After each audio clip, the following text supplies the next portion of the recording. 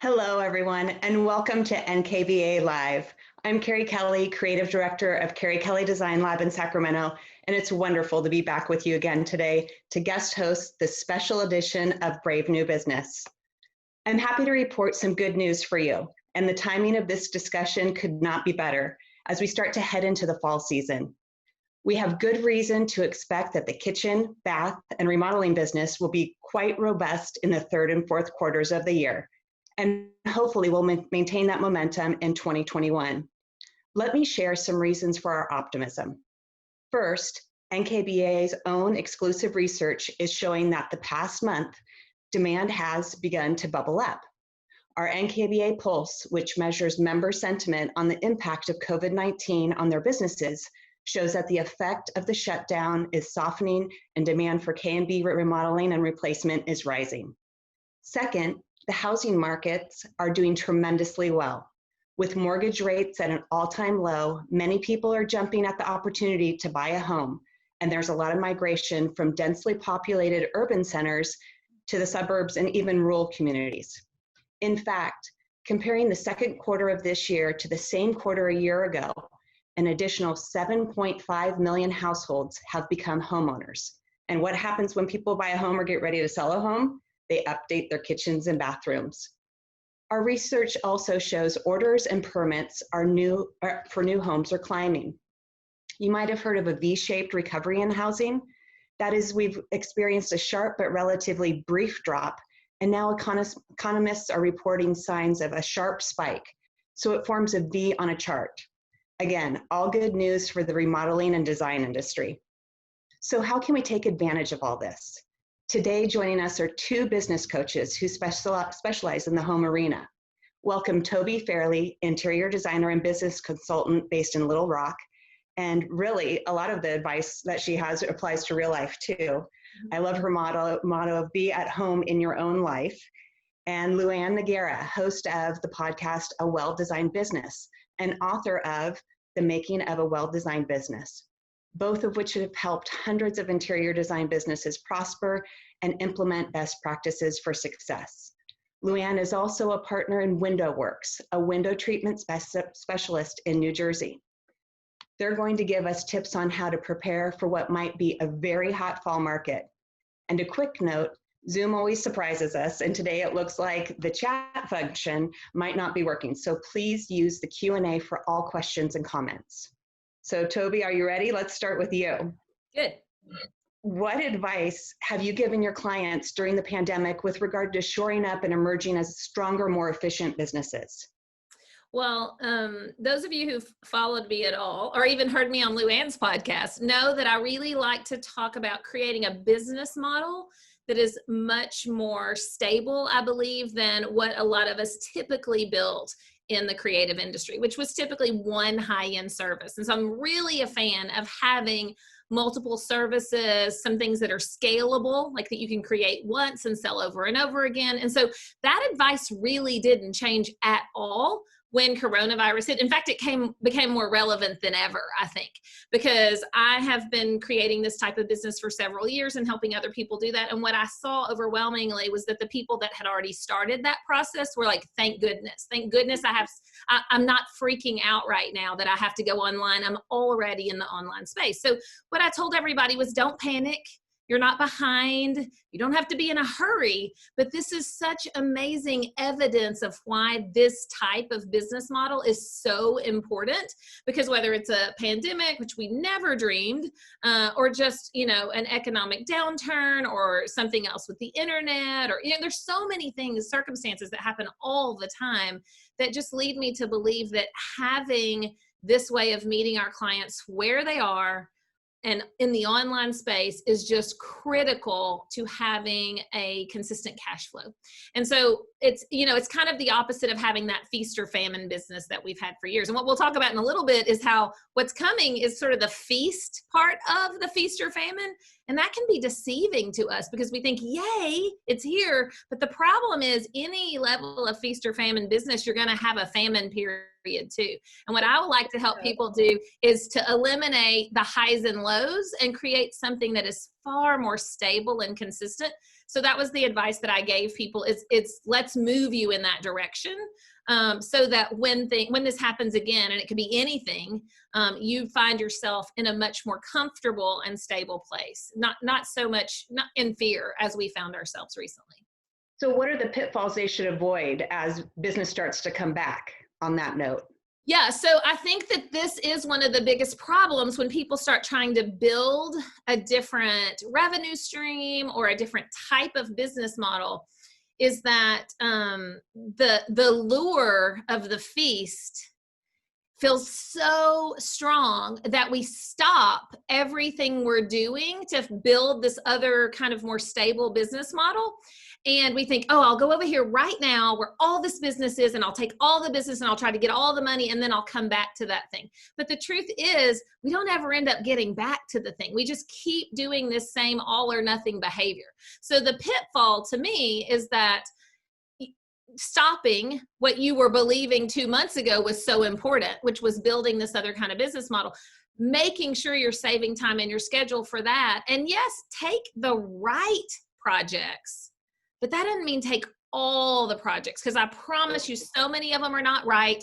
So many of them are not going to be profitable. So many of them you may find yourself undercharging because you're having a thought of, oh, I've got to take it right now. And I was so afraid and my bank account was at zero. So we've got to just kind of make some common sense decisions and say, okay, I don't have to panic. I don't have to go all the way to the all or the feast. I can take each job that comes my way and ask myself some good solid questions. Is this going to be profitable? Is their timeline realistic? Can I deliver what they're wanting me to deliver? And can I take this job and still have 20% of my time, maybe even 50% of my time available to build out the other business parts of the business model that are going to keep me stable long term? So that's what I would avoid. Honing in on that ideal client, which you guys are so 100%. Yeah, 100%. Are great at. Yeah, So. we throw when the feast comes following a famine cycle, it's like we have a lobotomy sometimes. Like we literally throw out everything we decided about the ideal client and about what charging our worth meant, or what was a profitable way of working, and we just scrap that whole thing and go straight to the lure of the business and the money and feeling like we have to say yes. And that is actually what creates the feast or famine cycle and perpetuates it. So we have to be on our toes.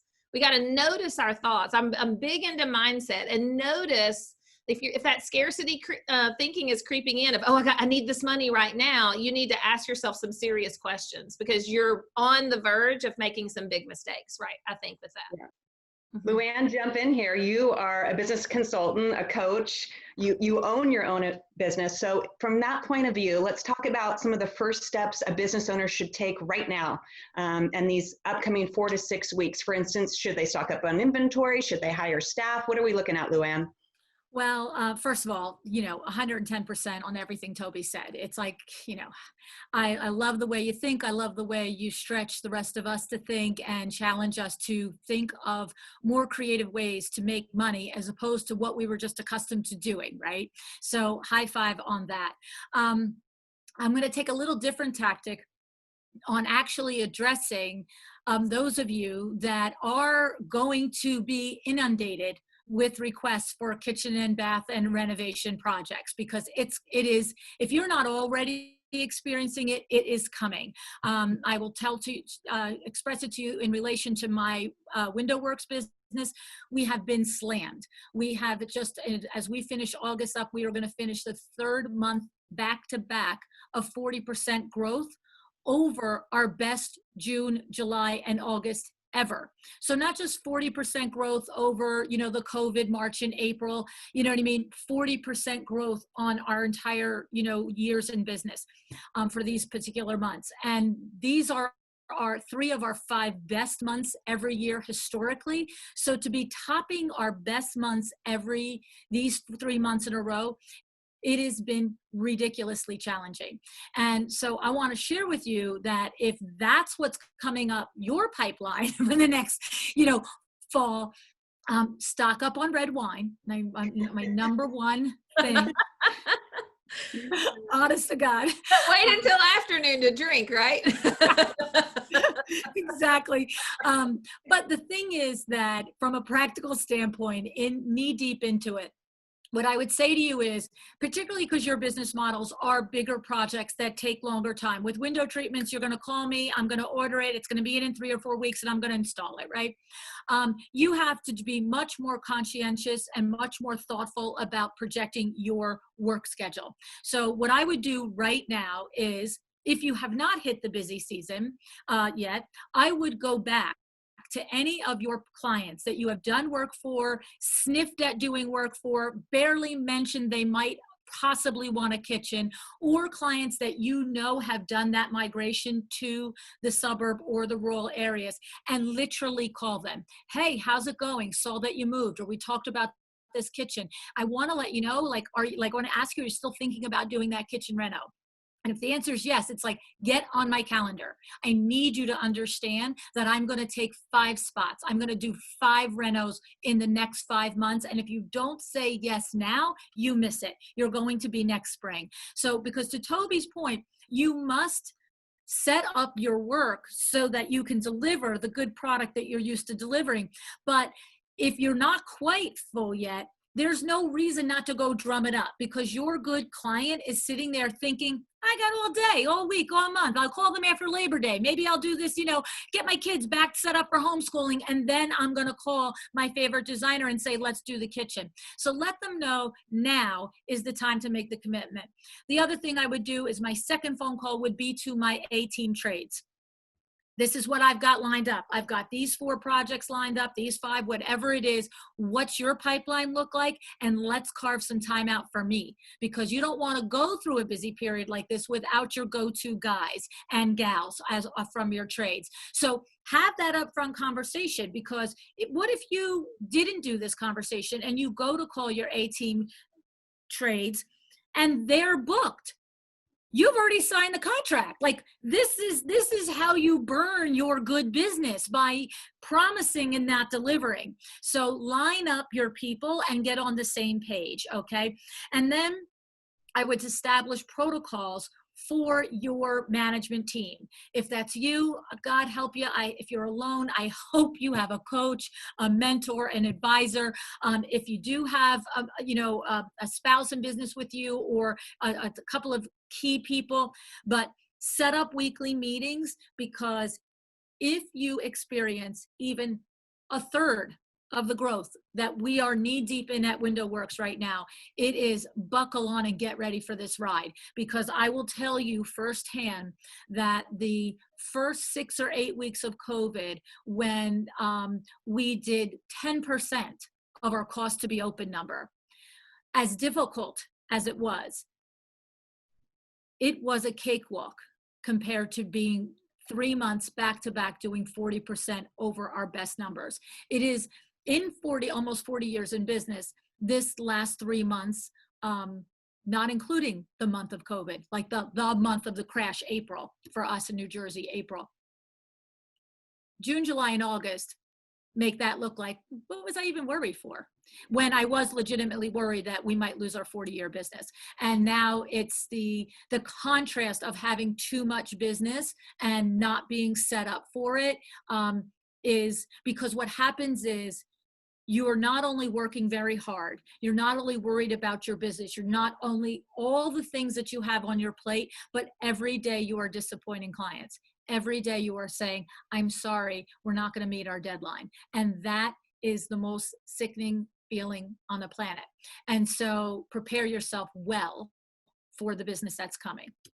Well, you've kind of answered my next question, and I find it interesting that a designer in California, one in New Jersey, one in Arkansas, all have a very similar story as far as what we have in the pipeline, the success rate, that sort of thing. Is there anything besides not disappointing your clients that you could tag on for, or what mistakes should we avoid as business owners? Yeah, don't promise what you can't do. I mean, if you look, first set yourself up for success by planning your pipeline, okay? Planning your trades, planning everything, having your team meetings so that you're constantly staying on track. But if you have to, if somebody is not going to get something by Thanksgiving, by, whatever. Do not pretend to yourself or to them. Just have the hard conversation, put your big girl panties on or your big boy panties on and pony up and just say, this breaks my heart. I have had this conversation. On top of all of this, we had our lead installer fall off a ladder last week and break his ankle. And I have 2 installers with family members that tested positive for COVID.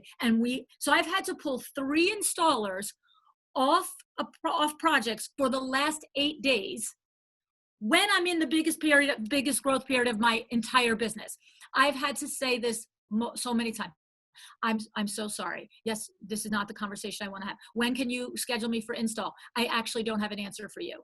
Instead of saying next week, probably, and then calling next week, it's just rip the Band-Aid, tell the truth. Okay. And work for the solution, honestly. Yeah. Avoid it to begin with. Get ready to be busy. I love it. I love it. Tobi, you've said that COVID-19 didn't break your business. It just pointed out the parts that were already broken. So how can an owner identify what's wrong and how to fix it and do that fairly quickly?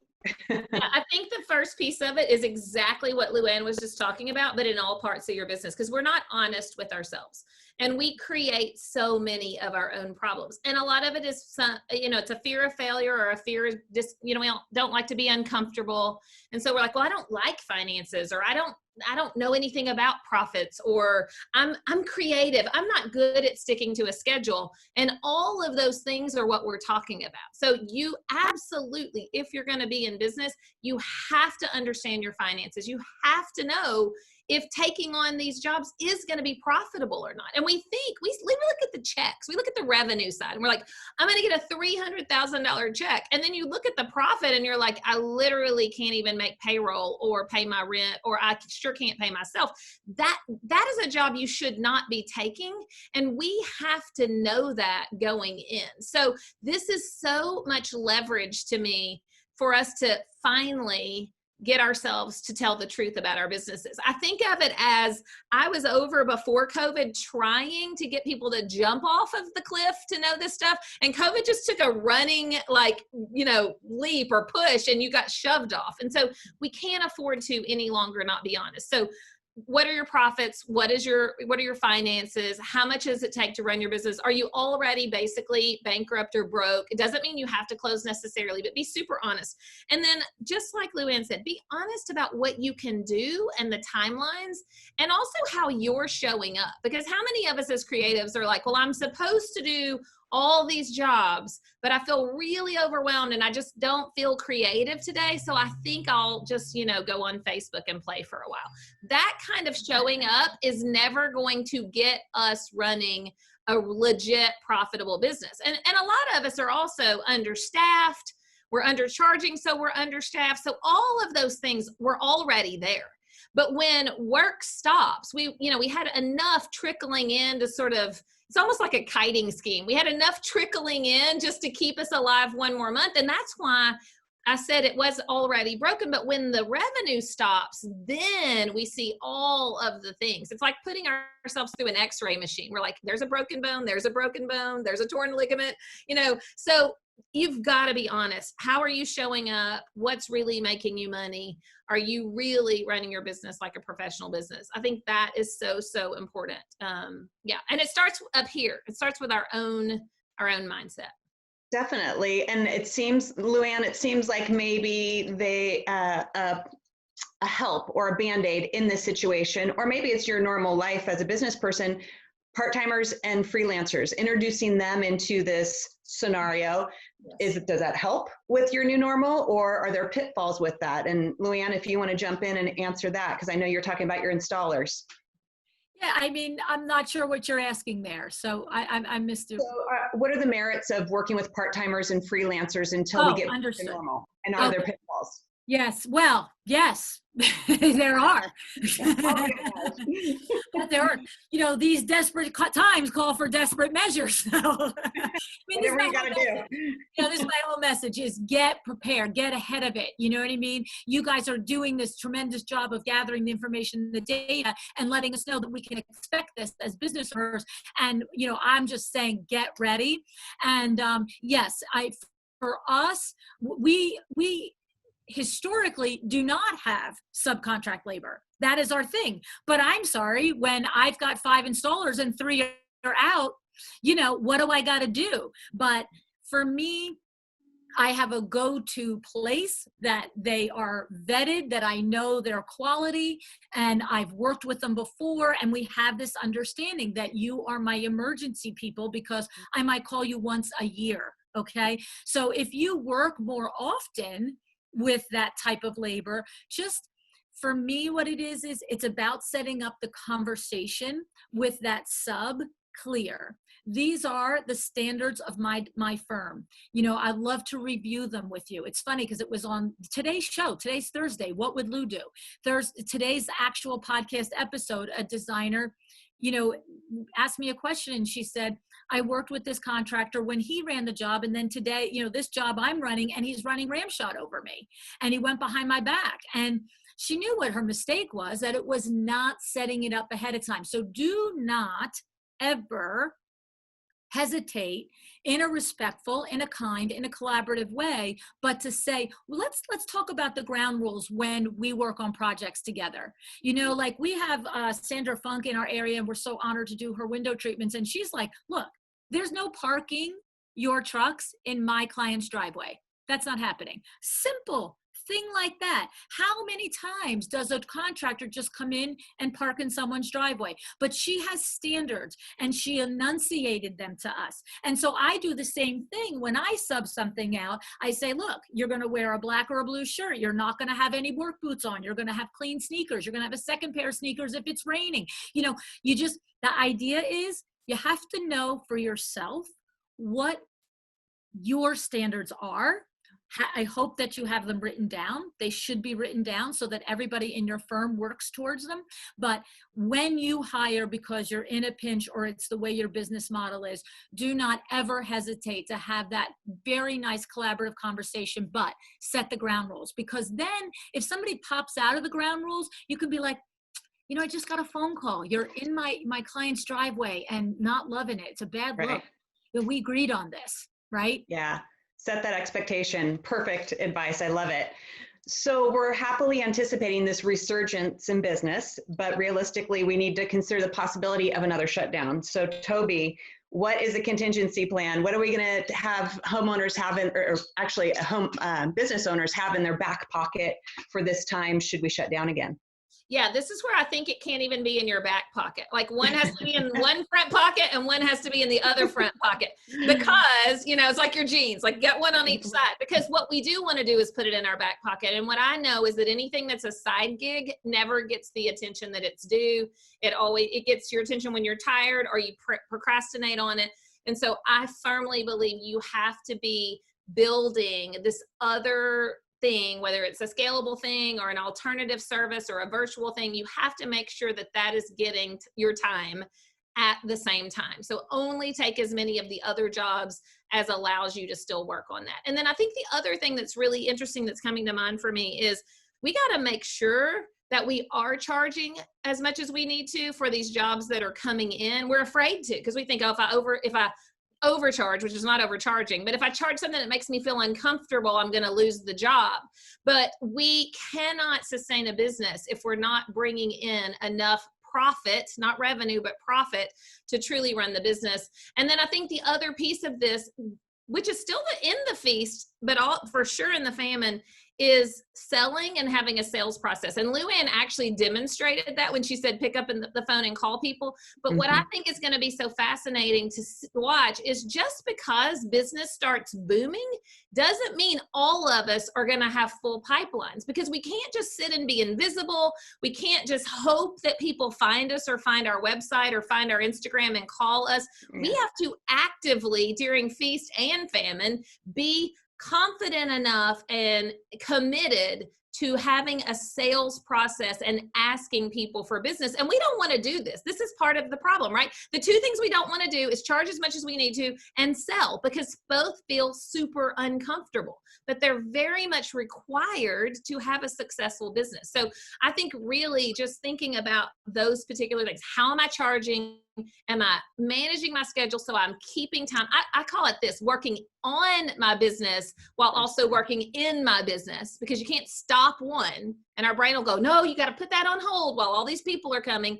You absolutely don't. You will be so mad at yourself if we do hit another pause, another famine, and you're like, why was I not getting ready for that too? So just as much as LuAnn and I agree is saying get ready for the feast, also be getting ready for another famine at the same time. Not panic, not fear mongering, just having both of those realities on your schedule, on paper, and saying, what are we doing to work towards both of these scenarios? How much work can we handle? What are we going to do if this particular service is not selling as much? We're going to move this one up.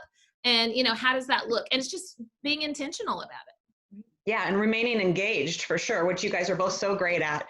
LuAnn, you talked about reaching out to the clients, so we know that, but on the social media and the marketing side of things, are there any specific tips we should implement right now? Keep doing it. Whatever's working too, right? To Tobi's points here, the feast and the famine, and to your point too, Kerrie, what if there's another close down? I mean, I have to say, it's been a little scary for us to continue to market through this period that we're in, because we're like, okay, phone, just stop, but we are. I mean, you must market always, okay? You just can't give that up, because we don't know what's around the corner. This could be the best 3 months I ever do in my entire business, and I never sniff these numbers again, right? I can't assume that this is my new, level of business for June, July, and August. I have to assume that it's an anomaly, and I got to chase, doing this again. Of course, putting the wheels back on the bus and running it better down the track the next time, right? But the thing is to always market. And then I would say that to being prepared, and what do you do if there is another close down? Tobi nailed it on the head. When COVID hit, all of a sudden everybody was like, oh, I need an online thing. I need something I can sell. I can do, I was going to do it. I meant to do it. I was supposed to do it, but I never did it, right? So lean into it if you've got the idea, if you've got the product, if you've got the service. And then the other skill I really think that we have to just address is this right here, this virtual, is that we are finding in the window treatment industry across the nation, in the network of exciting windows that I am, is that virtual consultations for the first consultation are moving up the ladder in desirability to our potential clients, regardless if we can visit in person or not. It's sort of like, wait, I could do all this without having to do whatever. And so the thing is though, there's a difference between just throwing on Facebook and trying to do a virtual consultation and doing it well. You know what I mean? And really being prepared and understanding the technology yourself. And look at the backgrounds. I'm like, geez, I thought my drape looked pretty. I thought I had a good background. And now I'm looking at these beautiful bookcases that both of these designers have, right? It's like, it's all of that. If you want to come off that same professional way, you would never show up, in a crappy outfit and where it was clear that you didn't prepare for a consultation in person. So, don't do it virtually either. Put that bar higher, because everybody, if we go back to shutdown, is going to do virtual, and many are going to continue no matter what. But that is now your differentiator. Their virtual appointment with one designer and their virtual appointment with you, that whole client experience, think about it from that point out. And so those are the two things. Well, I'm going to consider that your final tidbit, and I know this wouldn't be a Tobi interview as well if we didn't have downloadable information for our attendees to view. So let's put that out there, that we have that. You guys have given us an amazing advice, but we have people clamoring for questions and answer session with all of you. So let's see. I'm sure we have a lot of questions from our panel here. LuAnn is the queen of all this. I'm going to have her jump in here and take us through. Hi, everyone. A couple questions, and I'm just going to merge a few together because they're of a similar nature. Tobi, you talked about only the right jobs. What are the red flags we should look for to decline a client? And someone else asked, what are the telltale signs that a job is not valuable enough to take? Yeah, so, that is it depends on knowing your business, because what it takes LuAnn to be profitable with her overhead, or me to be profitable with my overhead, or somebody else who's just doing a thing all by themselves to be profitable, are completely different numbers. So you have to know, how much money do I need to make on a job, right? And that just requires you to get super responsible about the money piece. But the other red flags to me are anytime I notice myself having an internal conversation of, surely they don't really think we can get it done by then, or surely they don't really think they can do their living room for $10,000 with everything they told me, or surely, and we don't speak up. And I think the theme of what we've talked about a lot today is being honest with yourself and with your customers. Mm-hmm. And so that's when you, like, how many times do we take a job that turns into a nightmare, and I would say 99.9% of the time afterwards we say, I knew I should have said no. And it's always those things. So right now, like LuAnn said earlier, if you're a one-person show, or if you mainly do full gut kitchen remodels and they take 6 to 9 months, then don't be promising on September 1st that you will have them in their house for Thanksgiving and Christmas. In fact, consider not even tearing it up, because then they're going to be really mad at you if they're hosting and their house is down to the studs. So again, we have to listen, and we have to not be afraid. And to me, that's really having that abundance mindset of knowing, I can let this one go. I'm going to believe that another one and the right one will come afterwards, or that I can go out and get one. But anytime we're feeling like we have to, because we say that I have no choice, I have to take this job, that is also a really big red flag. Why am I believing I have no choice? We always have a choice. Forever, no matter what, we always have a choice, right? Love it. Great. Thank you, Tobi. And I understand for all the attendees today, you do have a download, as Kerrie mentioned. We made a little landing page for you guys that were on, or ladies that were on today. And I think it's tobifairley.com/BNB, right? Like, yes, Brave New Business. Yep. And y'all are going to post it, but it's where they can just get one of our, we have a few different downloadables and things that speak to this specific problem. And the one that I'm offering today is the one that talks a lot about feast or famine and how to really set your business up for that more consistent cash flow. Great. LuAnn, I have a two-part question for you, which is of vital importance. The first one is, what's your favorite red wine? And secondly, other than red wine, how do you keep you and your team from getting stressed and anxious when you have all those obstacles to overcome when you're busy? Pinot Noir is my wine of choice. Let's talk, important things first. I would tell you that, first of all, don't expect that you're not going to have moments of complete despair. I mean, despair is a tough word. I would say exhaustion is a good word. Our installers have been pushed to the limit. Our salespeople have been pushed to the limit. Myself, my husband, and our partner, Bill, have been pushed to the limit. There's no question. However, the things that we actively do to manage it is, we have a partner meeting. Previously to all of this, we had a partner meeting once a month. We have one once a week now, every Monday night. We have a team meeting every Monday morning, and every Monday night we have a partner meeting, because it is moving at the speed of light. First, it was moving at the speed of light, like all the differences in COVID and the close down, and then it was moving at the speed of light with all the building up and all of the opportunity. The other thing is that we do, communicate with our team often, and not just in what's happening, which is very important to them to know that, okay, we're working on, getting help and having another installer. You two are left. You are the two last men standing, and we've got the cavalry is coming in, right? But we have been doing a lot more. Like Monday, we went to our team meeting, and there was $25 gift certificates to Dunkin' Donuts for everybody. Tuesday, there was a huge bowl of fruit for all the installers.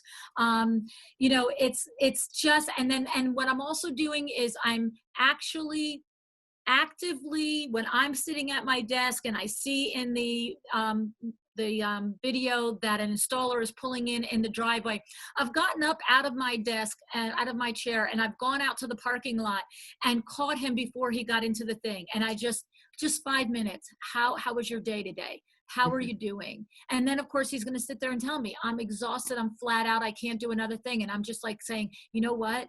I see how hard you're working and I appreciate it so much. And so these are the things, it's like, you're so busy running around and wishing somebody would just give you the wine and stroke your head and say, how are you?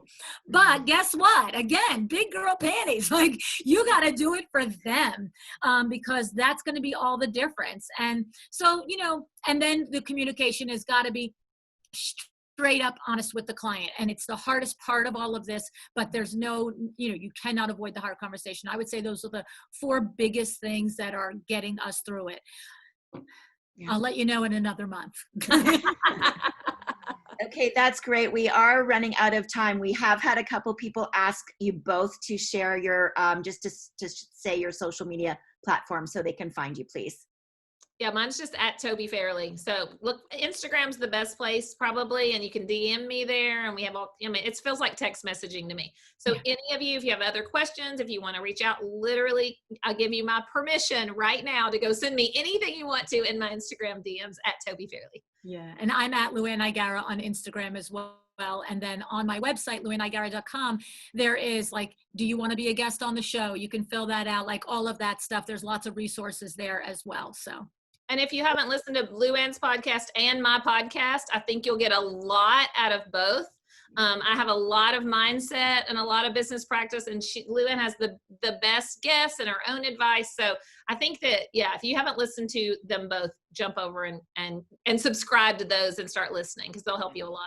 Yeah, I think that's a great way to continue on this conversation, because you guys have given amazing advice today. So thank you so much, LuAnn and Tobi, for all the great tips and design advice. And thank you to everyone who joined us today. We had a stellar crowd with some great questions. It's been my pleasure to host you all today. So next week, September 3rd, is a special rebroadcast of Brave New Business on leadership in times of disruption, featuring Jean Bronhill and Alex Capisolantro. And my friend Bill Darcy returns to hosting duties in 2 weeks on September 10th for a great and timely conversation back to the future of retail. His guests will be Russ Diamond of Snyder Diamond, one of the premier appliance and decorative plumbing and lighting showrooms in the country, and futurist, keynote speaker, and author Doug Stevens, founder of Retail Profit. They'll look at several aspects of consumerism in the future and how to reinvent the retail experience in a post-pandemic world. So it'll be a terrific discussion just like this one. So thank you so much, and we'll see you again next time. Thank you, everyone.